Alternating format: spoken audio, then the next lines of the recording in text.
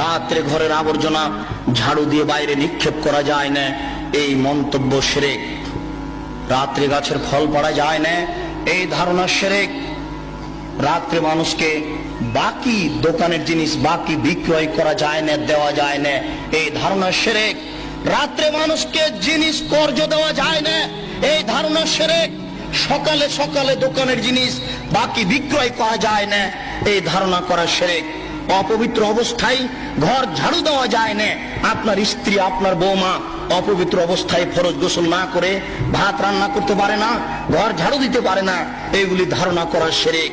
আপনার স্ত্রী আপনার বৌমা অপবিত্র অবস্থায় ফরজ গোসল না করে সব কিছু করতে পারে, ঘর ঝাড়ু দিতে পারে, ভাত রান্না করতে পারে, ভাতের পাতিল থেকে ভাত বের করতে পারে, মানুষকে খাবার দিতে পারে, পারে না নামাজ পড়তে, সালাত আদায় করতে, পারে না কোরআন তেলাওয়াত করতে, এ ব্যতীত যা কাজ আছে সবকিছু করতে।